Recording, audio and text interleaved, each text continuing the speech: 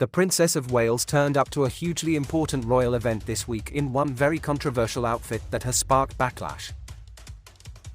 On paper, the woman formerly known as Kate Middleton, and Party Piece's Employee of the Month, has none of the qualifications required to be a future queen. Her parents aren't cousins, she is in no way related to the Margrave of Baden, her ancestors did not take sides in the Franco-Prussian War, and she will be the first woman ever in the UK to possess both a crown and a university degree. But boy, has the gal learned how to fit in with her in-laws. She can shoot a gun, execute a perfect curtsy, and now possesses vowels so crisp her aides are at risk of paper cuts. As always, smash the like button and subscribe to this channel, this way you won't miss our next video in this same channel.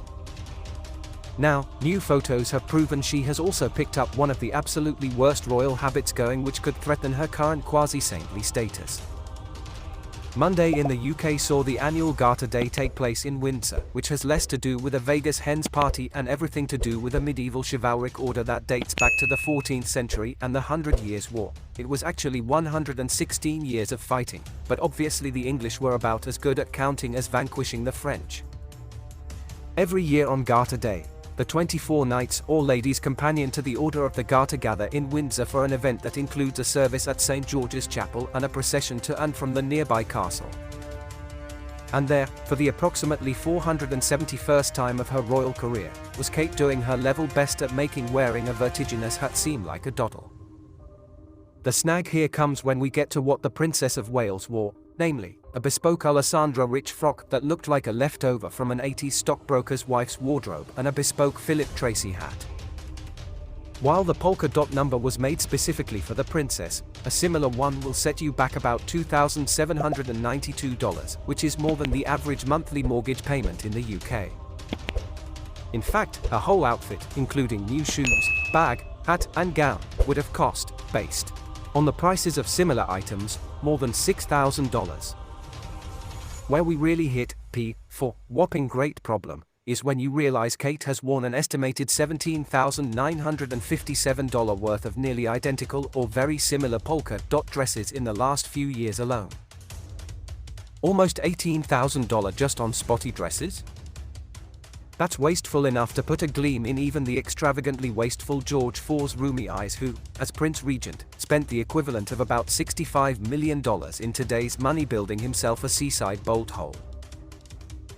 For centuries the royal family has been squandering cash like they are worried someone's about to sink the pound, with the last great exemplar being the Queen Mother, who only drank vintage champagne and had a nearly $7.5 million overdraft when she died.